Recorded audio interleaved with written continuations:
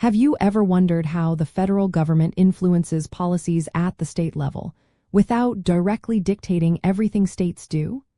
It is a fascinating balance of power where incentives and requirements shape public services across the nation. At its core, the distinction lies in choice and funding.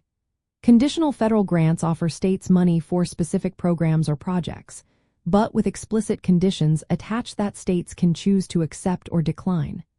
Unfunded mandates, on the other hand, are federal laws or regulations that requiring states to perform certain actions or meet specific standards, without providing any funding to cover the costs. This difference stems from the constitutional authority under which each operates. Conditional grants are primarily rooted in Congress's power to spend for the general welfare, often referred to as the spending clause.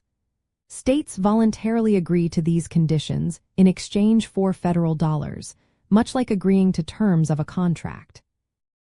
Unfunded mandates, however, typically arise from Congress's power to regulate interstate commerce or from other constitutional powers, compelling states to act whether they want to or not.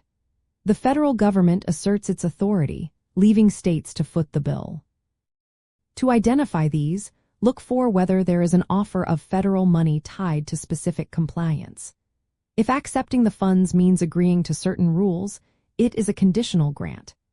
If a federal law requires your state to implement a new program or meet an environmental standard without an accompanying federal appropriation to cover the cost, that is an unfunded mandate.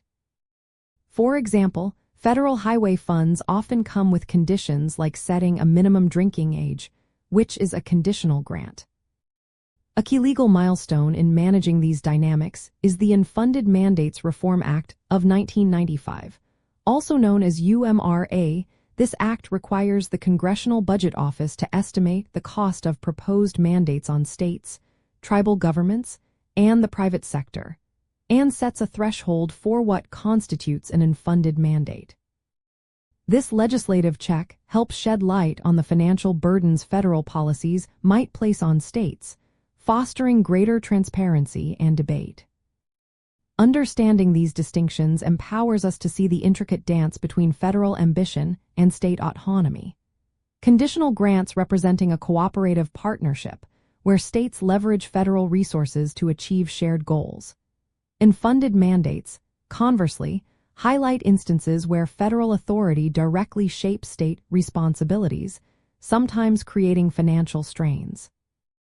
Knowing the difference helps us appreciate the complexity of American federalism and the continuous negotiation over power and resources.